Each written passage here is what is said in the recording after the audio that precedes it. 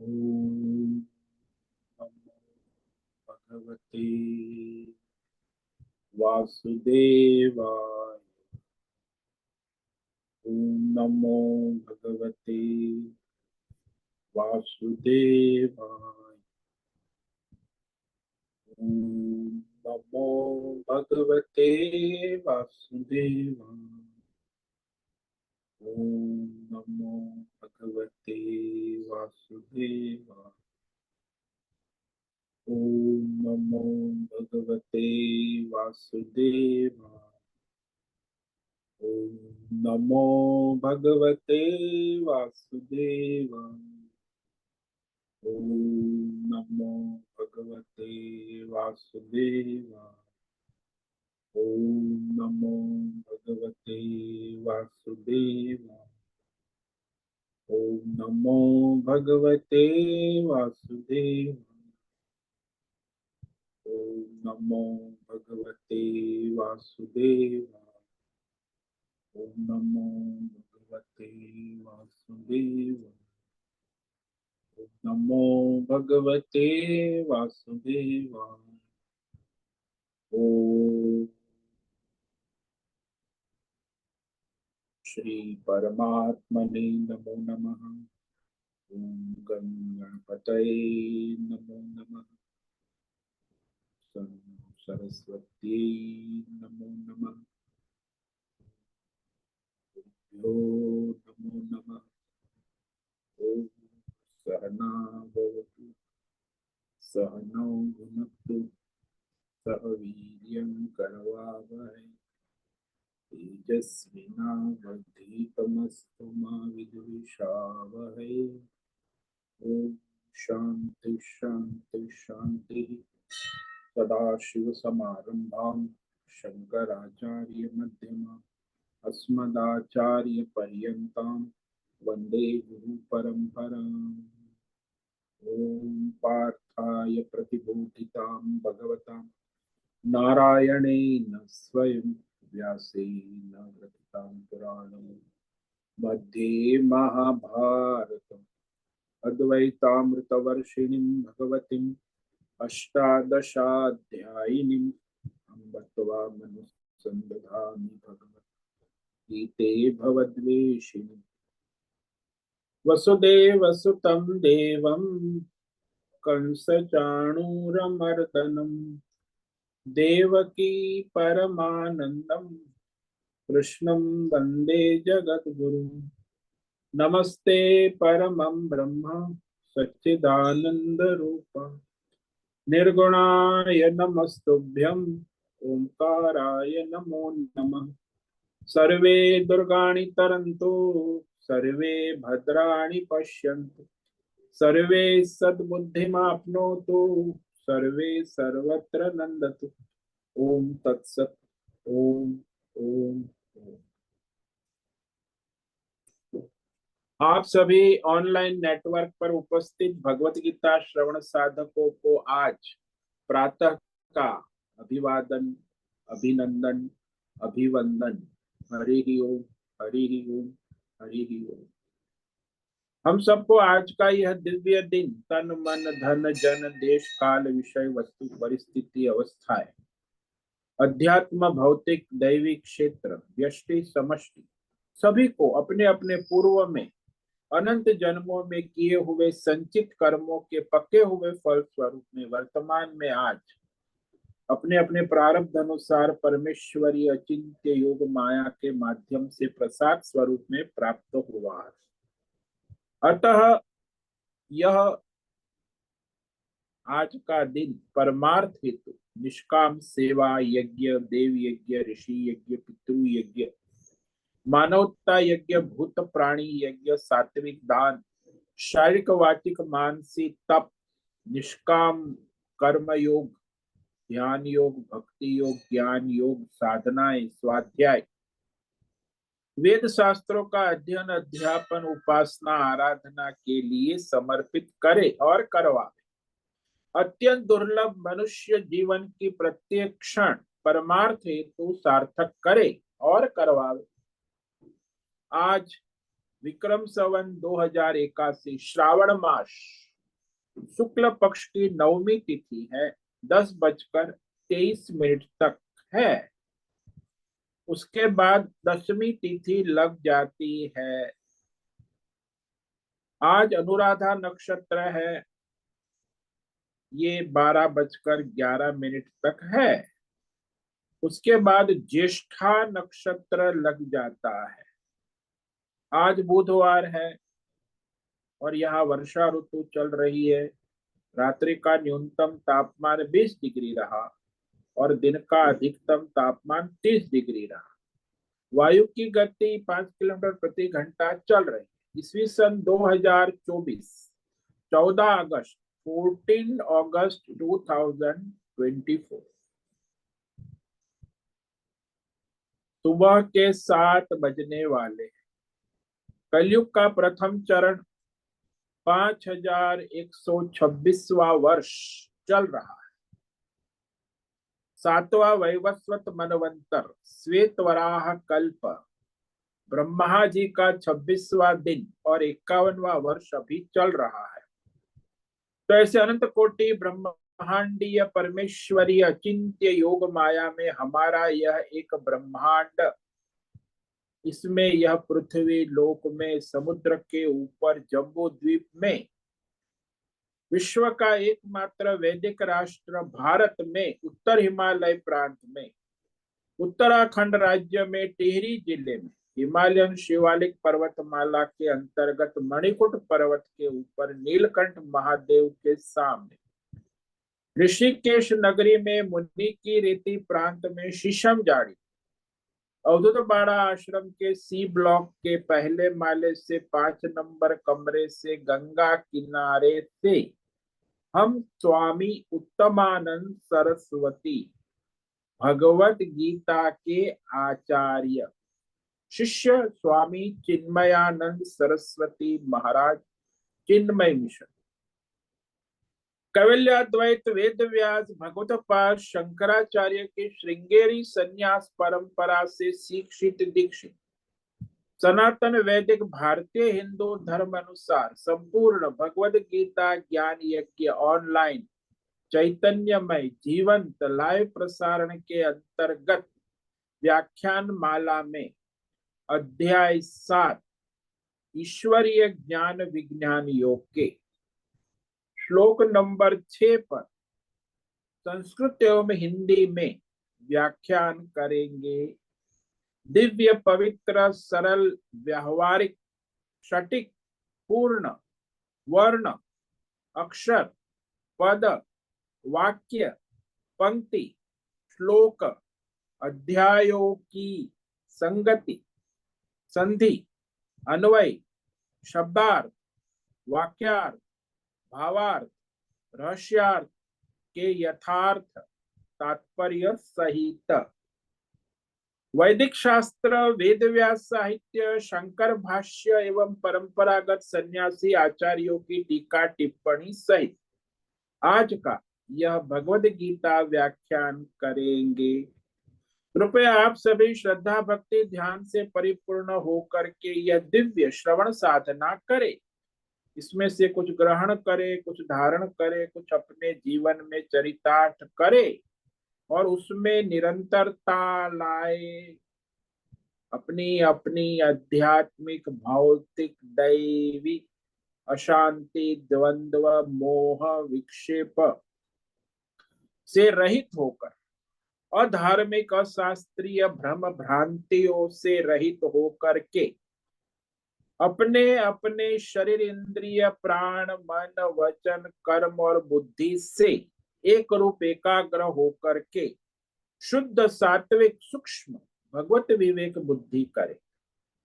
पुनः पुनः इस व्याख्यान का श्रवण करे, मनन करे, चिंतन करे, प्रचार प्रसार करे, लिंक भेजे, ग्रुप में शेयर करे। वेद शास्त्र एवं आचार्य परंपरा अनुसार विवेक करें और करवावे। ओम तत्सत। ओम ओम ओम। तो कल हमने श्रीमद् भगवद गीता अध्याय 7 के श्लोक नंबर 5 पर विचार किया था। जिसमें भगवान की दो प्रकृति, परा और अपरा। तो अपरा और परा प्रकृति को यहाँ माया कहते हैं, और उसका स्वरूप का निरूपण भगवान, यही ज्ञान विज्ञान योग है। तो ये जो परा अपरा प्रकृति कैसे कार्य करती है, तो अपरा प्रकृति जो है उसमें भगवान कार्य कारण संबंध से दोनों रूप में है, कार्य भी है और कारण भी है। तो कार्य और कारण दोनों रूप से कार्य उपलब्ध है, जड़ प्रकृति, जड़ तत्व और चेतन तत्व।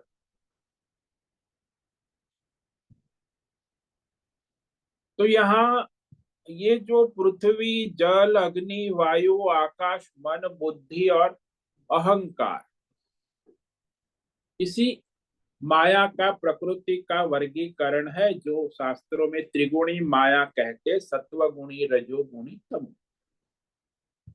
और इसी का विस्तार से वर्गीकरण है सांख्य योग में कपिल मुनि ने किया। 24 तत्व है, पंच महाभूत, पंच विषय, शब्द, स्पर्श, रूप, रस, गंध, ये संसार है। तो वह सारा कार्य है, और ये पंच ज्ञानेन्द्रिय, पंच कर्मेंद्रिय, मन, बुद्धि, चित्त, अहंकार, वो कारण है कि जिसके द्वारा संसार का भोग होता है। तो ये सारा जो है, इसको यहाँ अपरा जड़ प्रकृति कहा है। और इतरह, इससे भी भिन्न,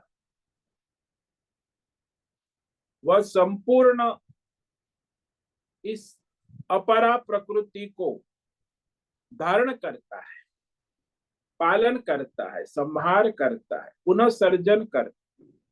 तो सारी जिस अपरा प्रकृति का संचालन जिसके द्वारा होता है, वह कहा जीव भूताम पराम प्रकृति विद्धि। जीव रूप, आत्मा रूप, अंतरात्मा रूप, प्राण रूप से इसे जीव भूता कहते। तो दो प्रकृति है। जब मैं आपको पूछूं कि आप कौन है, तो आप कहोगे मैं देवदत्त हूं। तो ये जो मैं देवदत्त हूं, इसमें देवदत्त जो है वो ये अष्टधा प्रकृति है, पंच महाभूत, मन, बुद्धि और अहंकार। इसके बिना देवदत्त का कोई अस्तित्व नहीं है। लेकिन इस मैं देवदत्त हूं, इसमें मैं हूं, चाहे किसी भी जन्म, हजारों जन्म हो जाए, मैं हूं हमेशा रहेगा। चाहे कितनी भी उपाधि बदल लो, मैं पिता हूं, मैं माता हूं, मैं भाई हूं, मैं अज्ञानी हूं, मैं ज्ञानी हूं, सब में मैं हूं। ये जो मैं हूं, जीव स्वरूपा, प्राण स्वरूपा जो प्रकृति है, उसे पराम चेतन प्रकृति, इसीलिए वह चेतन है, प्राण धारण निमित्त शक्ति मैं हूं। यही परमात्मा का तत्व है, जो इसे धारण करता है क्षण क्षण, कण कण में। मैं हूं के बिना कोई भी विषय धारण नहीं हो सकता। अहम अस्मि इति, यह चेतन प्रकृति चैतन्य, ये भी दोनों साथ में मिलता है, तब ये संसार का खेल यानी माया का खेल चलता है। तो ये दोनों प्रकृति अपने आप कार्य करती है। तो भगवान कहते नहीं भाई, ये दोनों प्रकृति जो है अपने आप कार्य नहीं कर सकती, उसका मूल कारण मैं परमात्मा हूं।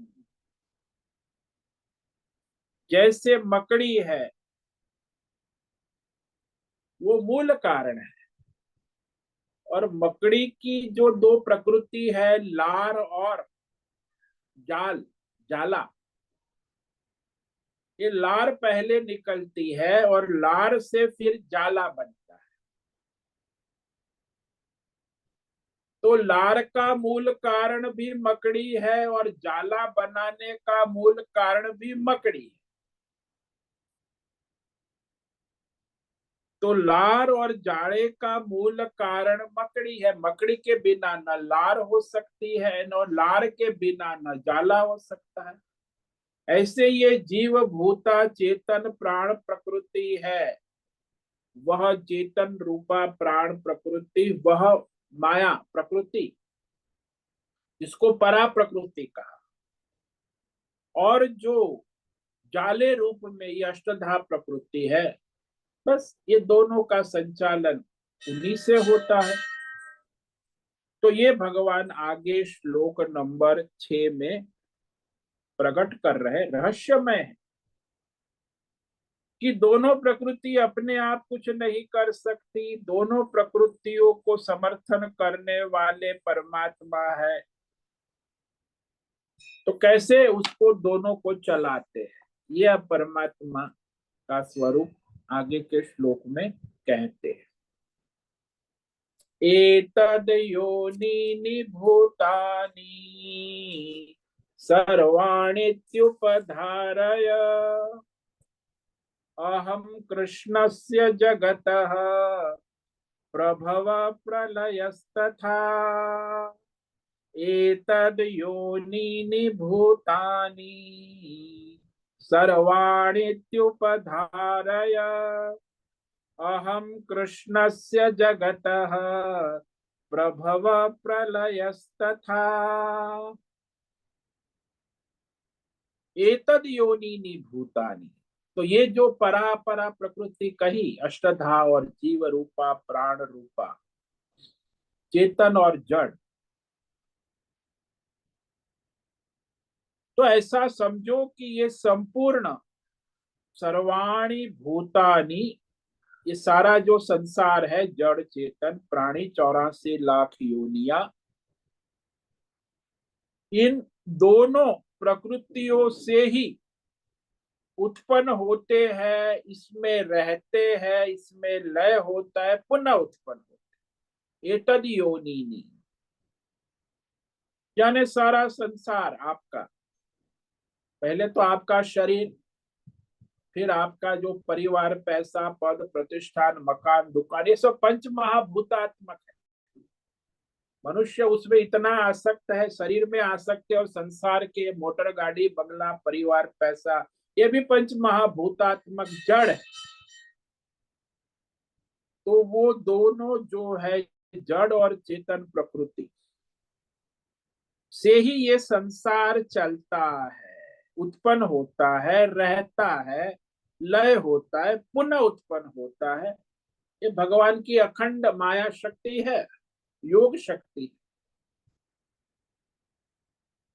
भगवान परमात्मा नारायण कहते हैं कि मैं ये संपूर्ण जड़ और चेतन दोनों प्रकृति का उत्पत्ति स्थिति लय और पुनः उत्पत्ति का मूल कारण, मूल संपूर्ण।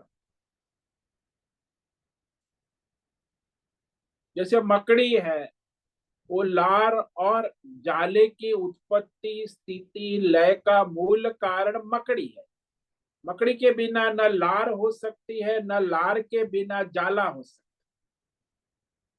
ऐसे यहाँ भी ये जो चेतन प्रकृति है, जड़ प्रकृति है, वो दोनों को धारण करने वाले परमात्मा ही है। एतद् योनीनि भूतानि, यानी ये सारा उत्पत्ति स्थिति लय वाला जो संसार है, संसार क्या है? भौतिक अध्यात्म दैव संसार के विषय है, स्थूल सूक्ष्म। आजकल तो 90% लोग स्थूल जगत में ही भ्रमित है, 5-10% जो सूक्ष्म विवेक करने वाले हैं, बाकी सब जड़ बुद्धि नहीं। उनसे चर्चा करना भी व्यर्थ है, क्योंकि भौतिक जड़ बुद्धि है, उसे सूक्ष्म विवेक है ही नहीं, रजोगुणी तमोगुणी। जो सात्विक बुद्धि वाला होता है सूक्ष्म विवेक कर सकता है। इसीलिए जो मनुष्य विवेक करने लायक है वही विवेक कर सकता है। तो ये जड़ और चेतन परापरा प्रकृति के कारण सारा संसार चल रहा है, ऐसा भगवान कहते हैं। उपधारय, दृढ़ निश्चय रखो, परमात्मा ही संसार को और जीव को चलाते हैं।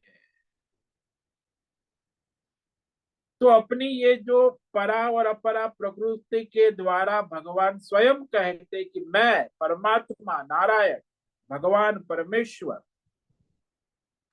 सारे के सारे पिंड ब्रह्मांड व्यष्टि समष्टि भौतिक अध्यात्म दैव संसार की उत्पत्ति स्थिति लय और विनाश का पुनः उत्पत्ति का मूल कारण मकड़ी की तरह ही लार और जाले की उत्पत्ति स्थिति लय का मूल कारण मकड़ी।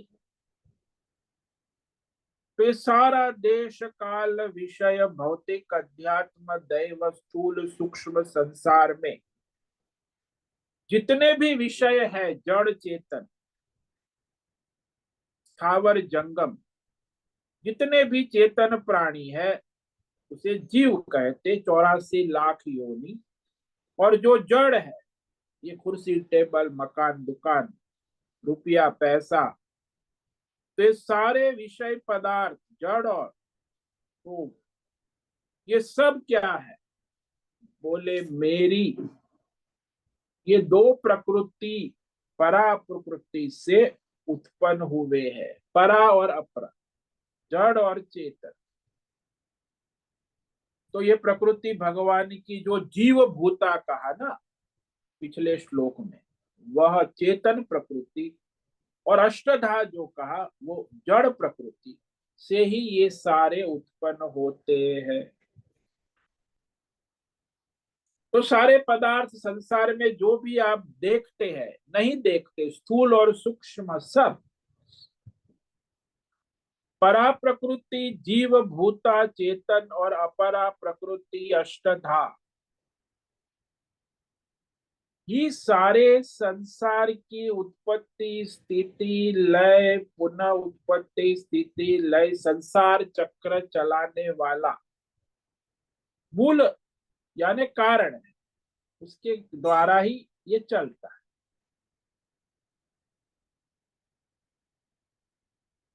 तो ये जो जड़ और चेतन जगत है उसमें वेदों में कहा कि परमात्मा से ये प्राण की रचना हुई। चेतन प्राण,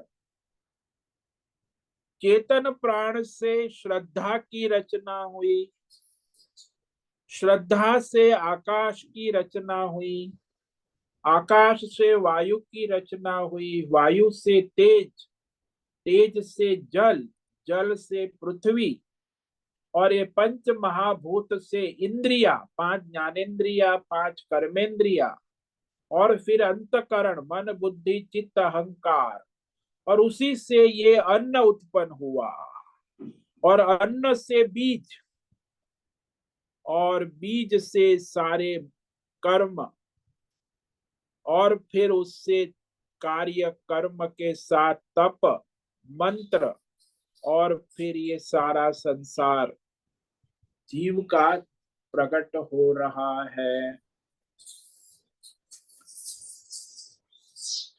तो अन्न से जो फिर बीज होता है, बीज से फिर सारे जीव, तो बार बार सर्जन भी होता है ना पुनः। इसीलिए पूरी जो सृष्टि है वो तन मन धन जन वो कर्म है, वो सारे तप से हुए, तप और मंत्र से कर्म, और कर्म से सारी सृष्टि का खेल चलता रहता है। तो यहाँ यह विवेक करना आवश्यक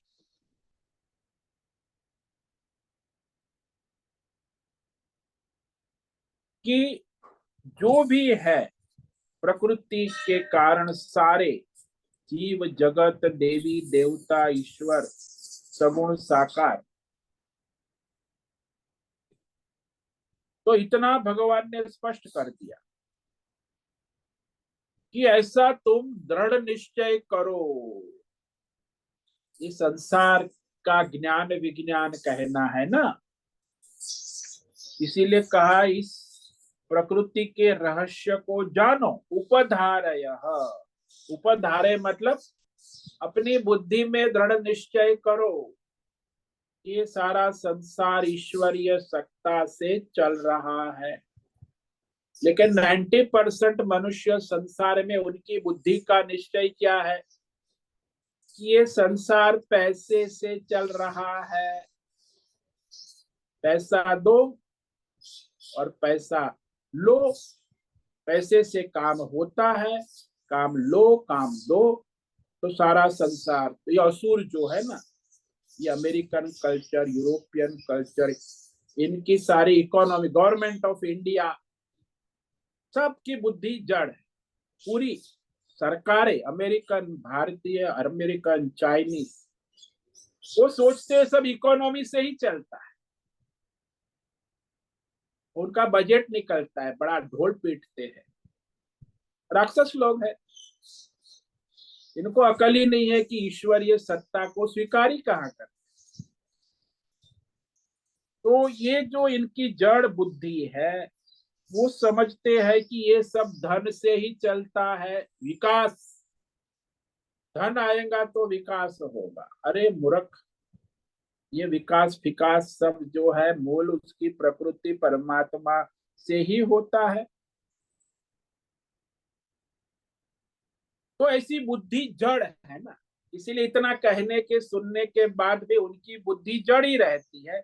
लेकिन भगवान ने इसीलिए कहा कि ये रहस्य को अपनी बुद्धि में दृढ़ निश्चय करके धारण करो कि तुम्हारी ये संसार कोई तुम्हारी गवर्नमेंट ऑफ इंडिया या कोई तुम्हारे धन संपत्ति बुद्धि से नहीं चलता है, कोई व्यक्ति से नहीं चलता है, कोई व्यक्तित्व से नहीं चलता है।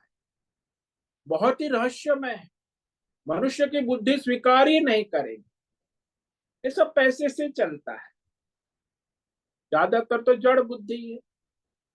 इसीलिए भगवान को कहना पड़ा उपधारय, अपनी बुद्धि में दृढ़ निश्चय कर लो, ये रहस्य को दृढ़ करो।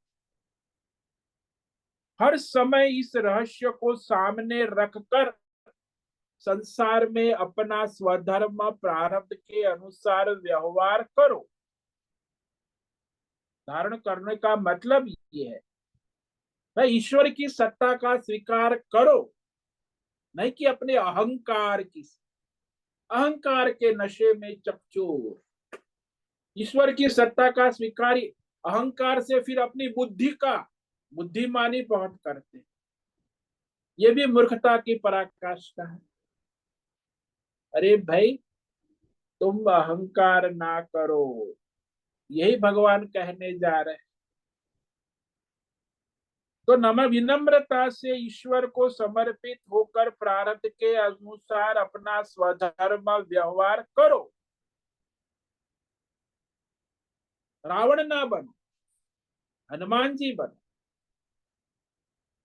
90% रावण बुद्धि है संसार, हनुमान बुद्धि तो 5%, भगवान को समर्पित अपना। तो रावण बुद्धि को हटाओ और हनुमान बुद्धि लाओ।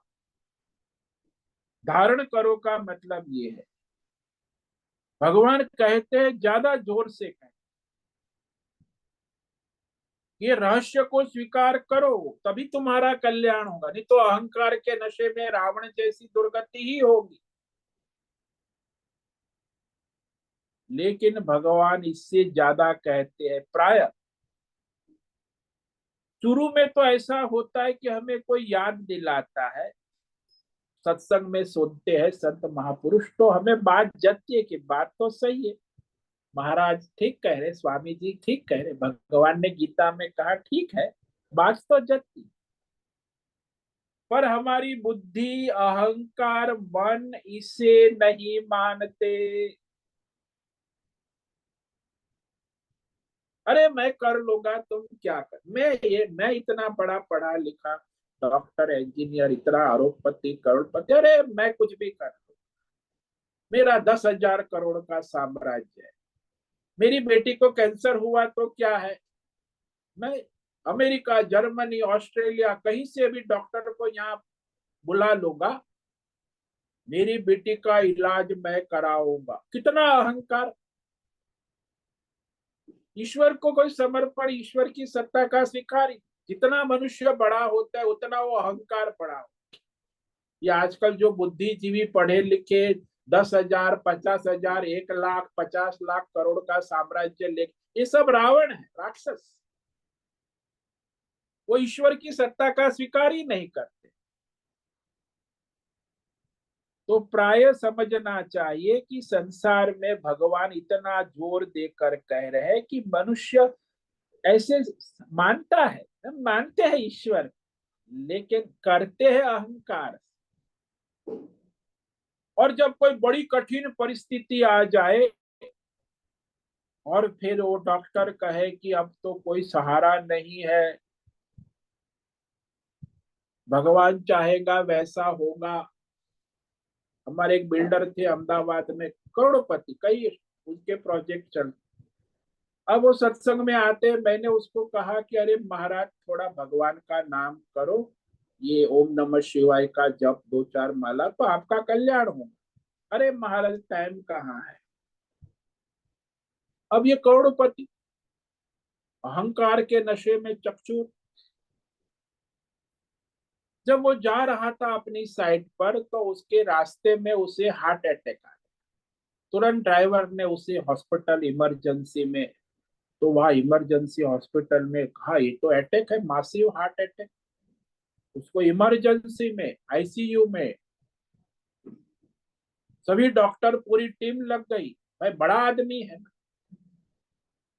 सभी डॉक्टरों ने कहा कि इसमें तो अभी हमारे कंट्रोल में नहीं है, मेडिकल सपोर्ट तो हम दे रहे हैं, लेकिन 24 आवर इज क्रिटिकल। 24 घंटा, जैसा भगवान चाहेगा वैसा होगा।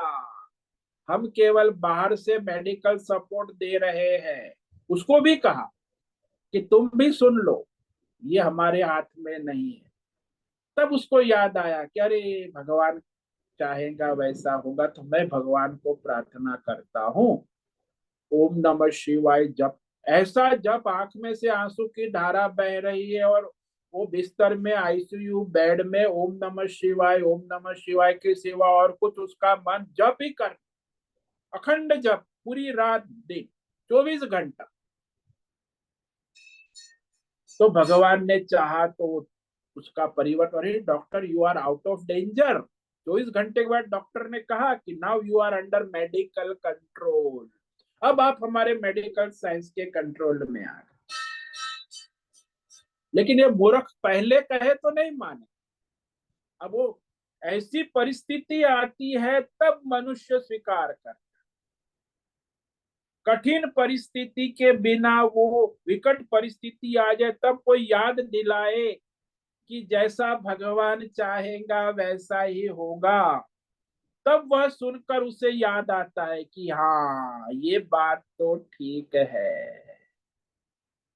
सामान्यतः अहंकारी मनुष्य की मन बुद्धि स्वीकार ही नहीं कर। यहां भी ऐसा समझे, इसीलिए भगवान ने कहा कि ये मैं जो कह रहा हूं मेरी सत्ता, उपधारय, हर समय सदा सर्वदा सर्वत्र सभी कार्य करते हुए बुद्धि के सामने बिल्कुल स्पष्ट रखो कि ईश्वर की सत्ता में ईश्वर के अनुग्रह से हो रहा है। मैं करता हूं, अहंकार विमूढ़ात्मा करता हम। तत्ववित्तुम, जो तत्वविद है वो जानता है कि ईश्वर के अनुग्रह से हो रहा। लेकिन 90% दुनिया में अहंकारी जीव ही जीते हैं और मरते हैं, ईश्वर की तो सत्ता का स्वीकार ही नहीं करते।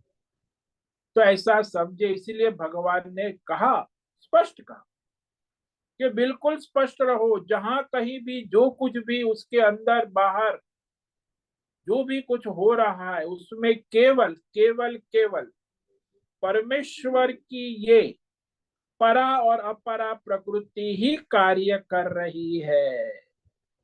परा अपरा, जड़ चेतन प्रकृति का ही खेल, यानी माया का, ईश्वरीय माया, ईश्वर की सत्ता में है। ऐसा नहीं ईश्वरीय माया फिर जीव की सत्ता में आए। अरे ईश्वरीय माया कभी जीव की सत्ता में आती ही नहीं है। ईश्वरीय माया ईश्वर की सत्ता में चलती है। इसीलिए ये प्रकृति है परा अपरा जड़ चेतन और कुछ कारण नहीं है। क्योंकि भगवान ने स्पष्ट कह दिया और दृढ़ता से कहा कि मेरी ये जो माया है, प्रकृति है, जड़ चेतन परा अप्रुता, यही सारे संसार के संचालन का, पालन का मूल कारण है। इसलिए कोई यह न समझे कि ये प्रकृति की ही कारणता बताई गई, ऐसा ना समझे। ये दो प्रकृति अपने आप नहीं चलती। कभी ये गलत फहमी हो जाए कि भाई जड़ चेतन प्रकृति अपना, उसमें परमेश्वर की क्या जरूरत है, परमात्मा की क्या आवश्यकता। तो ऐसी गलत फहमी ना हो, इसीलिए भगवान आगे कहते, स्पष्ट करते हैं, क्योंकि ये गलत समझी बहुत होती। प्रकृति है, कुदरत है। कई लोगों को मैंने सुना, अरे कुदरत है, प्रकृति है, होता रहता है ऐसा। अरे भाई ईश्वर है वो मैंने एक भाई साहब से 1 घंटा बहस की, लेकिन उसकी बुद्धि में कुदरत है, प्रकृति है, वही जब बैठ गया। मैंने बोला कुदरत प्रकृति नहीं, ईश्वर की सत्ता है। अरे कहा ईश्वर ईश्वर कुदरत है, प्रकृति से सब होता। अरे भाई प्रकृति कैसे चलते ये तो विचार कर। नहीं, उसकी बुद्धि जड़ है। तो ज्यादातर लोग है प्रकृति माया को ही अपने आप चलाने वाला मान बैठते हैं। ये भी मटा भ्रम है।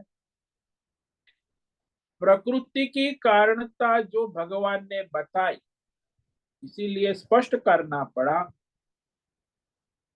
कि मैं ही अधिष्ठान रूप में, मूल रूप में, प्रकृति की कार्य कारणता रूप में मैं ही।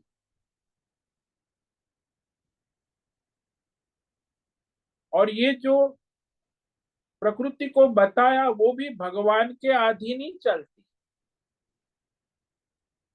अधिष्ठान रूप से, मूल रूप से। जैसे मकड़ी है, मकड़ी के अधीन ही मकड़ी की लार और मकड़ी का जाला अपना अपना कार्य करते हैं। मकड़ी मूल अधिष्ठान है, बाद में लार है, और लार है उसके बाद में जाला है। ऐसे ही परमात्मा मूल अधिष्ठान, उसके बाद ये चेतन प्रकृति, और उसके बाद ये जड़ अष्टधा प्रकृति। इस प्रकार परमात्मा की सत्ता में ये प्रकृति अपना कार्य करती। इसलिए कई लोग, कई शास्त्र लोग ये मानते कि प्रकृति ही, जैसे ज्यादातर विचारधारा ऐसी है कि ये प्रकृति ही कारण है, प्रकृति की कार्य कारणता स्वीकार करते हैं, लेकिन ईश्वर की मूल सत्ता का स्वीकार नहीं करते।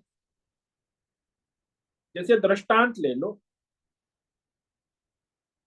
कि हमारे पैर की प्रकृति है चलना, पैर की प्रकृति है चलना, परंतु कौन चलता है? मैंने को कौन चलता है? वो कहता है मैं देवदत्त चलता हूं।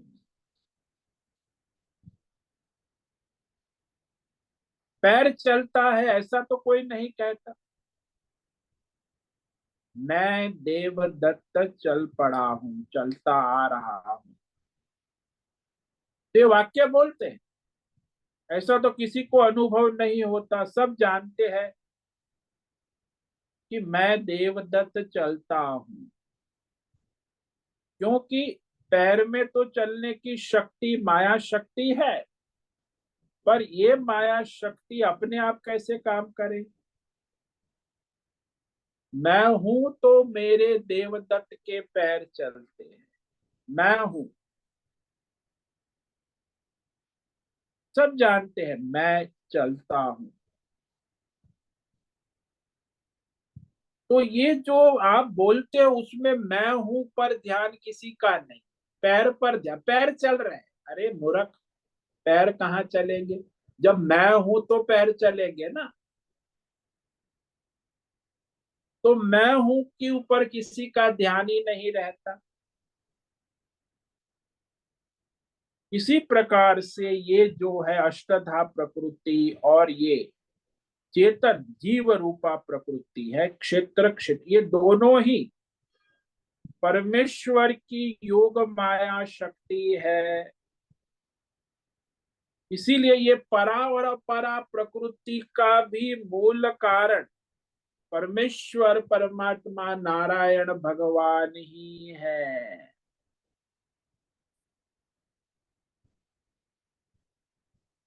आप कहते हो कि मेरा मोबाइल चलता है, तो मोबाइल चलाने का मूल, ऐसे ही दृष्टांत ले लो कि मोबाइल कैसे चलता है, बोले बैटरी से चलता है, बैटरी ना हो तो मोबाइल नहीं चलता। अरे भाई बैटरी भी है मोबाइल भी है, तो बैटरी जो है वो जीव रूपा प्रकृति है और मोबाइल है वो अष्टधा प्रकृति है।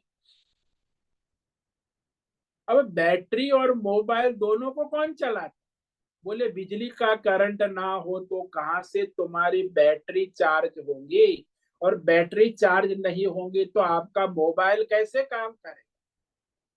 नहीं नहीं नहीं, मोबाइल चलता है किससे? बैटरी से चलता है।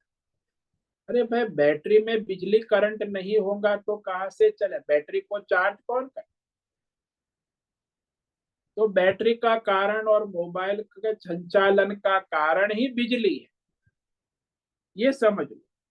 इसी प्रकार ये जड़ चेतन दोनों प्रकृतियों का मूल आधार वो सारा परमेश्वर की शक्ति से ही चल। इसीलिए वास्तविक मूल कारण तो परमेश्वर ही है। जब अनेक विचारक हो गए हजारों साल से, जब मनुष्य की सृष्टि प्रारंभ हुई, हमारे सनातन धर्म में भी अनेक विचारक ऋषि मुनि संत महापुरुष हो गए, और इतने मतभेद है, पहले भी थे आज भी है और आगे भी रहेंगे।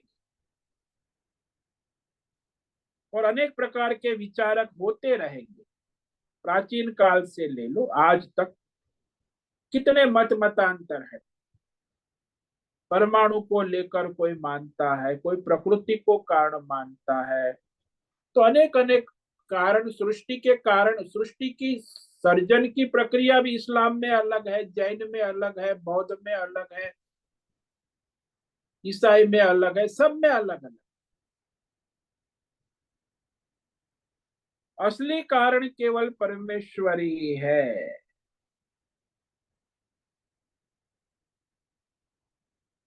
तो ये जो सब विचारक है वो सब यही परमात्मा की वैदिक परंपरा से ही सिद्ध होता है कि केवल परमात्मा ही मूल कारण।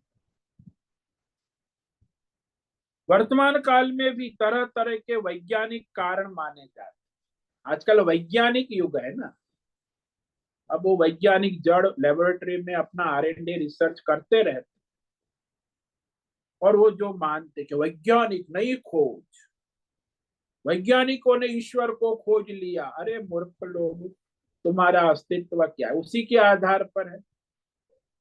लेकिन ये वैज्ञानिक खोज और ये सब जो आजकल बड़ा ढोंग पाखंड चलता है, वर्तमान काल में भी तरह तरह के वैज्ञानिक कारण माने जाते हैं। तो मीडिया वाले तो बस उसी को कारण बता देते, भाई ईश्वर का वैज्ञानिक प्रमाण तब हम मानेंगे। अरे भाई ईश्वर प्रमाण है कि वैज्ञानिक प्रमाण? उल्टी बुद्धि। तो उन सब को हटाकर भगवान कहते हैं कि चाहे कितने भी विचारक हो, चाहे कितने भी वैज्ञानिक हो, इस दोनों प्रकृति जड़ चेतन प्रकृति का मूल कारण मैं परमात्मा ही हूं। तो इस तरह सारे जगत की उत्पत्ति स्थिति लय, पुनः उत्पत्ति स्थिति लय, तो ओमकार का कारण भी मैं हूँ, काल तत्व का भी कारण मैं हूँ, और ये त्रिगुणात्मक प्रकृति माया का कारण भी मैं ही हूँ। यानी जड़ चेतन सारा परमात्मा की सत्ता से ही चलता है। जैसे वही मकड़ी, मकड़ी की लार से जारा उत्पन्न होता है, तो लोग कहते नहीं लार से ही होता है, मकड़ी की क्या जरूरत है। अरे भाई लार से नहीं होता, मकड़ी हो तब, मकड़ी की लार भी मकड़ी से होती है, मकड़ी का जाला भी मकड़ी ही बनाती है, और जाला का पालन भी मकड़ी करती है, जाला का संहार भी मकड़ी करती है, फिर पालन सर्जन भी मकड़ी ही कर, लार का सर्जन भी वो कर। ऐसे ही परमात्मा ये सारे जड़ चेतन दोनों प्रकृति प्रभव, उत्पत्ति का, उसका होना, क्योंकि जो विषय पहले न हो और फिर बाद में नाम रूप सत्ता में आया, जैसे देवदत्त है, पहले उसका शरीर नहीं था, जन्म नहीं हुआ था, जन्म के पहले कहाँ था, माता के गर्भ में, और गर्भ के पहले कहाँ था, देवदत्त। तो वह जन्म के पहले नहीं था, फिर नाम रूप सत्ता में आ गया, जन्म हो गया। जिस विषय की नाम रूप सत्ता पहले न हो, बाद में जो सत्ता में आवे नाम रूप विषय, उसकी उत्पत्ति होना कहेंगे कि उसकी उत्पत्ति हुई, पहले नहीं था और बाद में उत्पन्न हो गया। और जिससे उसका उत्पत्ति प्रभव हुआ, उस कारण को प्रभव कहते, जिससे उत्पत्ति हुई, पहले नहीं था उससे फिर वो हो गया। तो उत्पत्ति के समय भी जिसके आधार पर है, उत्पत्ति के पहले भी जिसके आधार पर था, तो उसे हम यहाँ प्रभव कहेंगे। इसीलिए विषय जो है भिन्न भिन्न विभागों में इधर उधर अलग अलग कर दो, तो उसमें वह उत्पत्ति नहीं कहते। मानो कि मनुष्य का हाथ का जन्म हो गया, पैर का जन्म हो गया, गर्दन का, तो वो जन्म उत्पन्न नहीं कहेंगे, केवल हाथ का जन्म नहीं हो, संपूर्ण।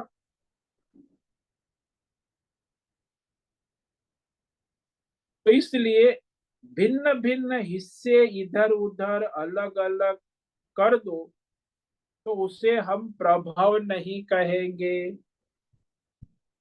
जैसे एक वृक्ष की लकड़ी ले, अब लकड़ी को वो जो सुथार है कारपेंटर, काट कर उसके चार टुकड़े कर दिए, चार पाए बना दिए, उसके ऊपर लकड़ी का एक हिस्सा रख दिया, और इस प्रकार एक लकड़ी की चौकी को हमने बनाया। तो न चौकी की उत्पत्ति हुई, न हम चौकी की उत्पत्ति का कारण चार पाए नहीं हुए।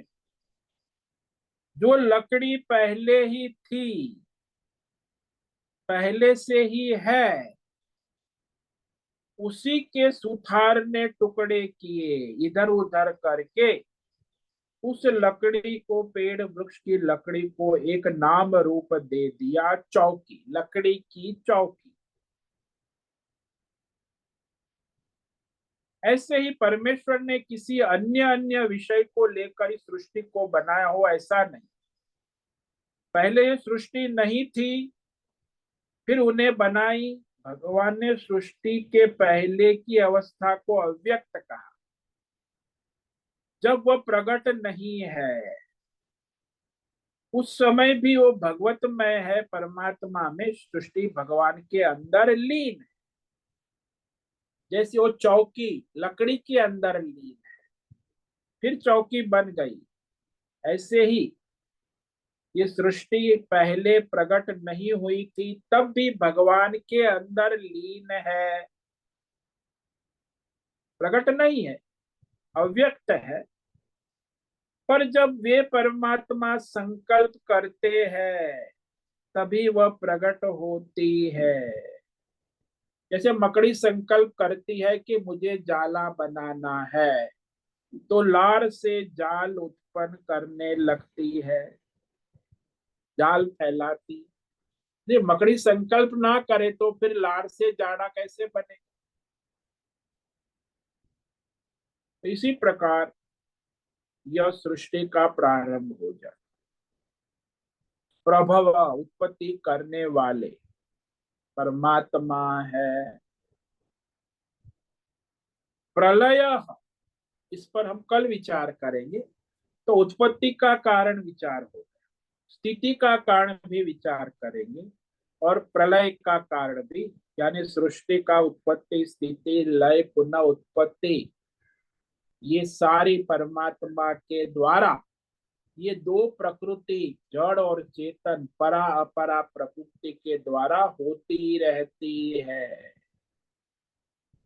तो आज हमने ये जो श्लोक है इसमें भगवान परमेश्वर परमात्मा ही दोनों प्रकृति का मूल कारण है, इस पर विचार किया।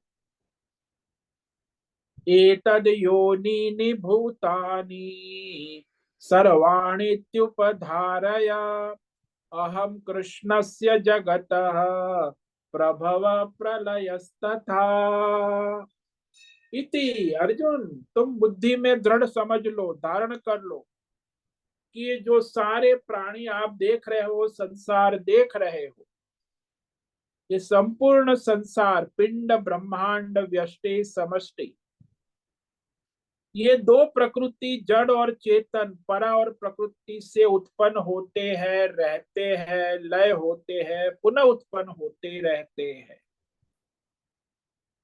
मैं परमात्मा नारायण ये दोनों प्रकृति के द्वारा इस जगत का उत्पत्ति का, स्थिति का, लय का मूल कारण, अधिष्ठान, मूल अधिष्ठान।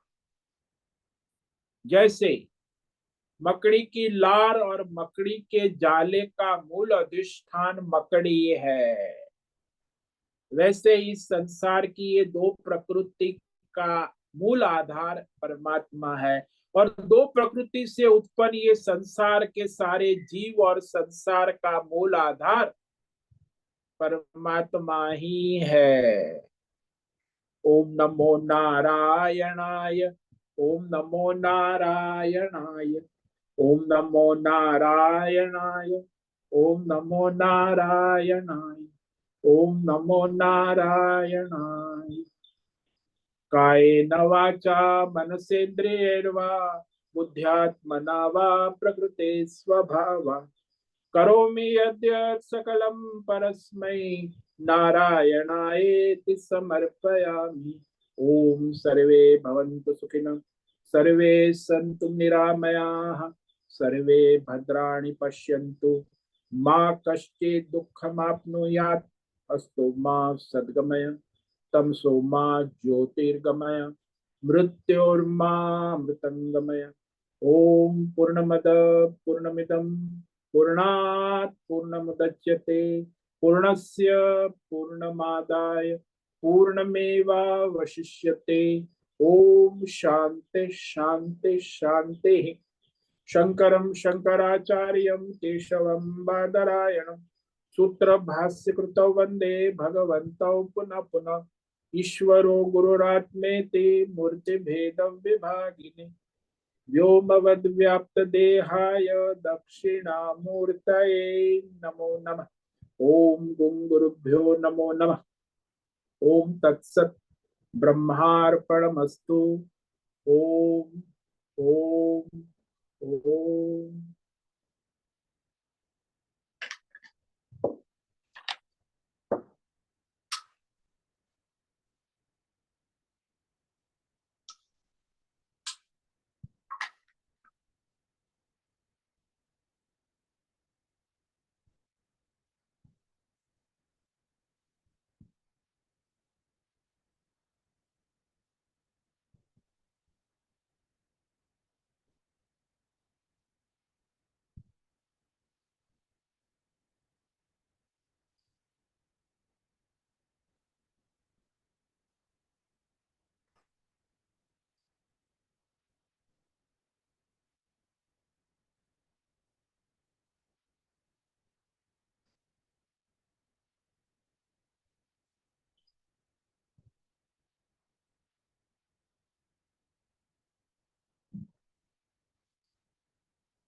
अभी प्रश्नोत्तरी का समय है, किसी को कोई प्रश्न है पूछ सकते।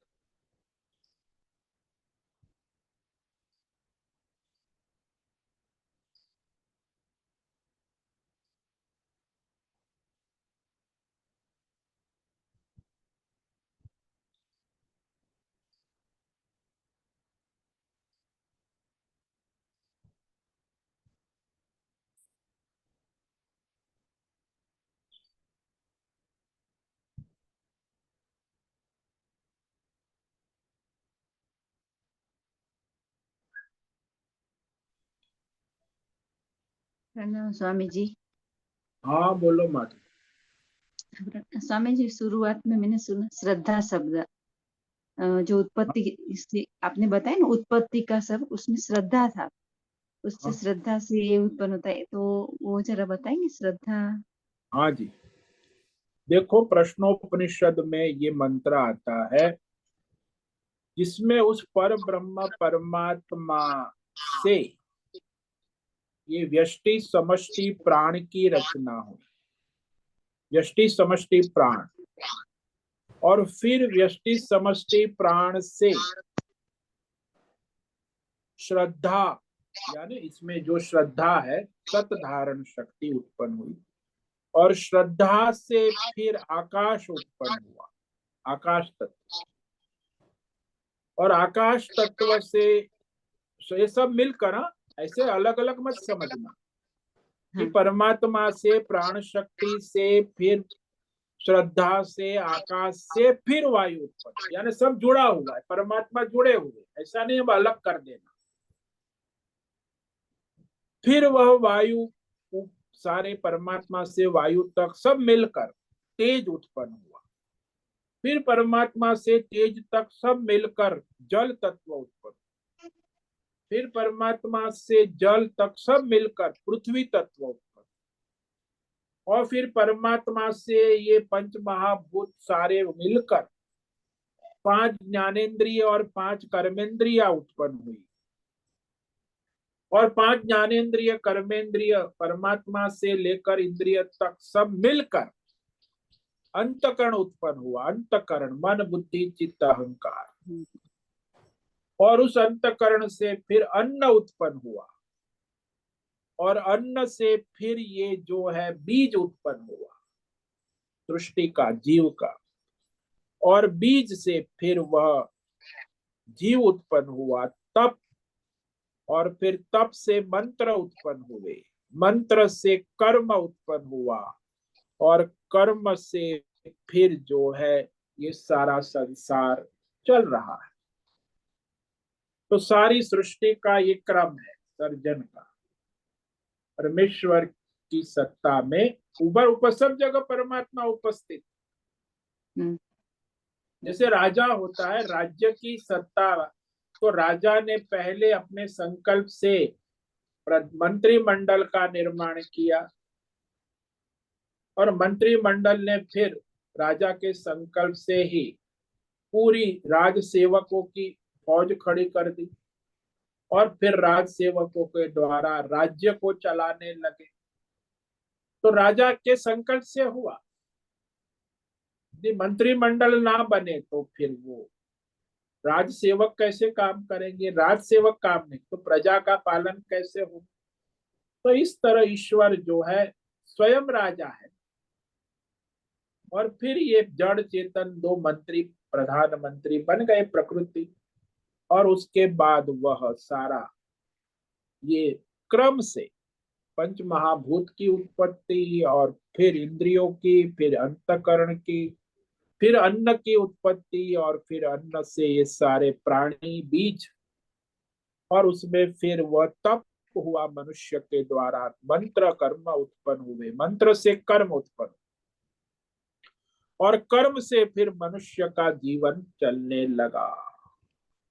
ये सारा जो है नाम रूपात्मक देव दत्त का जीवन परमेश्वर की सत्ता में चलता रहता। लेकिन वो देव मानता ही नहीं ना, जीव मैं कर रहा। अहंकार तो इतना जड़ है कि वो तो पंच महाभूत की सत्ता को भी नहीं मानता है। कर्म की, केवल कर्म की सत्ता मैं करूंगा। तो मंत्र की, वेद की शक्ति, तप को, प्रकृति को किसी को नहीं मानता। ज्यादातर तो रावण वाले ही है संसार में। तो बस अहंकार से मोहित होकर उसे ईश्वर की सारी नियम, संयम, सत्ता का स्वीकार नहीं कर। तो इसीलिए तो भगवान ने कहा ना कि अहंकार उनको इतना मूर्ख बना देता है कि वो ईश्वर की महिमा को समझ भी नहीं पाता है। सत्संग करने के बाद भी कई लोगों की बुद्धि इतनी जड़ होती है, तो वो इस परमात्मा की सत्ता का स्वीकार नहीं कर, क्योंकि अपने अहंकार के नशे में चकचूर है ना। तो इस तरह अहंकारी जीव मोहित रहता है, और जो अहंकार छोड़कर भगवान को समर्पित अपना प्रारब्ध के अनुसार जीवन जी, उसे परमात्मा अपना स्वरूप प्राप्त करा देते। परमात्मा ही कराते। अहंकारी को संसार में घुमाते, अहंकारी बनकर संसार में घूमता रहता है। जीव तो परमात्मा के अधीन ही तो है, उसको स्वतंत्रता दी है मनुष्य, इसीलिए वो मनुष्य अहंकार से मोहित होकर ही संसार में घूमता रहे। तो भगवान ही उसे घुमाते, चलो भाई तू ये करेगा उस अनुसार भरेगा। तो भगवान को ही रोल स्क्रिप्ट तो भगवान ही करेंगे। जब तक वो भगवान को समर्पित नहीं होगा तब तक वो उसका ये संसार चलता रहेगा। तो ये मतलब मुख्य हाँ, परमात्मा का जो संकल्प शक्ति है वो श्रद्धा से सब हाँ परमात्मा से हाँ प्रकृति, वो सब हाँ जी प्रकृति हाँ, में आते हैं। हाँ जी हाँ। हाँ प्रणाम स्वामी। परमात्मा का ही संकल्प है पहला, ये समझ लो। हाँ, वो श्रद्धा और बाद में सब प्रकृति, हाँ, वो सब तो फिर बाद में वो श्रद्धा से आप देखो, आकाश, वायु, अग्नि, ये 24 तत्व सारे, और ये व्यष्टि, समष्टि, भौतिक, अध्यात्म, दैव, ये सारे सृष्टि की उत्पत्ति, स्थिति, लय उसी के द्वारा होती रहती। वो सब अविनाशी उसको हमेशा रहने नश्वर वाला कहते, ईश्वर। हाँ परिवर्तनशील है, उत्पत्ति, हाँ स्थिति, लय वाला। बरोबर। प्रणाम स्वामी जी। हाँ जी। ओम नमो और नारायण। स्वामी हाँ जी, अहंकार भी हाँ अहंकार भी भगवान का दिया हुआ ही है, लेकिन अगर हम अज्ञान से उसको ये होता है तो चक्कर इसमें घूमते रहते हैं हाँ, अहंकार। अज्ञान से संसार चक्र में घूमता है, ज्ञान हो तो उससे मुक्त हो जाए। हाँ प्रणाम। ओम नमो हाँ, नारायण। ओम नमो नारायण।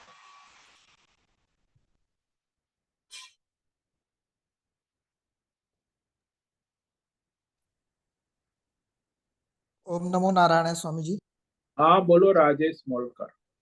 ये आज प्रकाश जो है ना वो बाहर गया उसकी स्कूल ड्रॉप करने के लिए लड़की को, तो उसने भद्रेश भाई को रिक्वेस्ट किया है कि समापन करे। हाँ जी। हाँ तो आज अभी समापन करेंगे।